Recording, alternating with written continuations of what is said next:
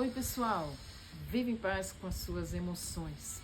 Eu queria falar um pouquinho com vocês sobre o sentido do livro. O que me levou a refletir sobre todos os aspectos da natureza humana, me levou a refletir sobre a nossa afetividade, as nossas emoções. E que as nossas emoções, elas precisam ser conhecidas, elas precisam ser interpretadas, elas precisam ser treinadas, educadas e, acima de tudo, elas precisam ser redimidas. O que eu vi é que o grande desafio da nossa vida é conciliar as nossas convicções evangélicas, as nossas convicções cristãs, as nossas emoções, que muitas vezes são ainda mundanas. Veja-se, de um lado nós temos as nossas convicções convertidas pelo Espírito Santo de Deus, pela Palavra de Deus, em que o nosso comportamento foi transformado, foi renovado por essa palavra. Nós precisamos entender que as nossas emoções e sentimentos, cujas expectativas nem sempre correspondem à mesma base das nossas convicções. Portanto, tanto a nossa razão quanto a nossa emoção, elas precisam ser convertidas. A primeira, que é a razão, parece um pouco mais simples, mas sobre as nossas emoções e afetividade, elas são muito mais subjetivas e, portanto, mais complexas. E hoje eu queria refletir com vocês sobre o lugar da dúvida, fé e dúvida. Fé e dúvida são coisas antagônicas, são são aspectos que se contradizem, não é mesmo? E muitas vezes a fé significa certeza, a fé significa convicção, e já a dúvida, ela então vai ser companheira da ansiedade e da incerteza. E nós temos muita dificuldade em admitirmos dúvida em nossas vidas, porque acreditamos que ao admiti-las, estaremos negando a fé. E isso nos gera temor.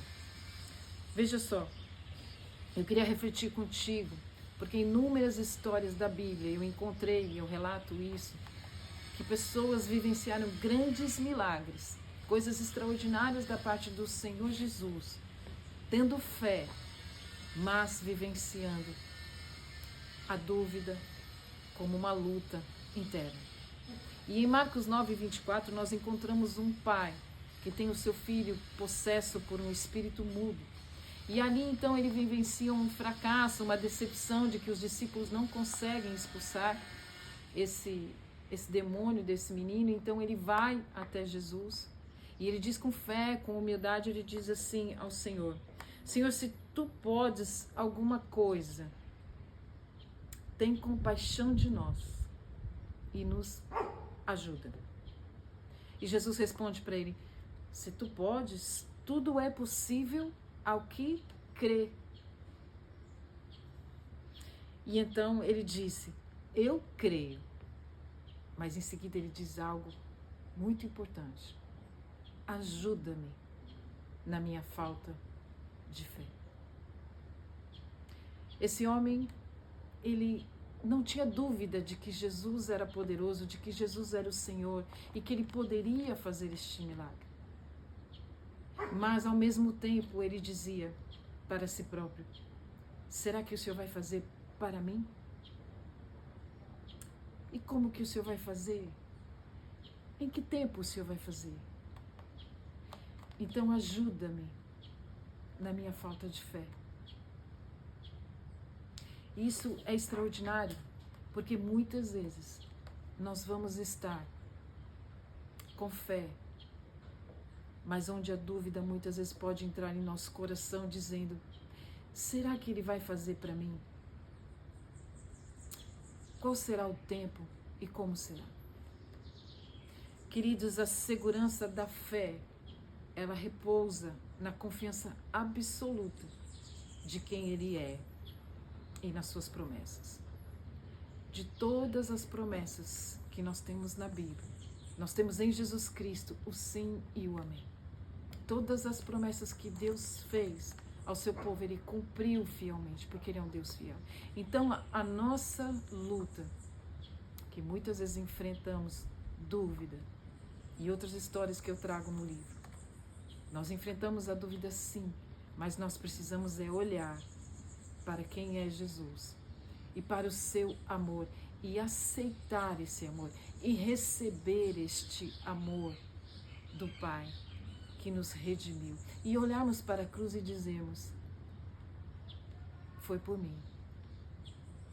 Então eu posso crer e posso vivenciar que Ele fará para mim no tempo oportuno, no tempo perfeito e da melhor forma que eu não posso nem pensar e nem imaginar.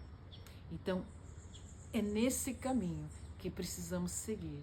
E quando nós encontrarmos a dúvida, com fé e muita humildade, dizemos ao Senhor: Senhor, ajuda-me na minha falta de fé.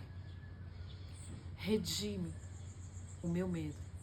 Redime, Senhor, a minha afetividade e me ajuda a compreender o seu amor. E que Deus te abençoe na sua jornada. Tchau.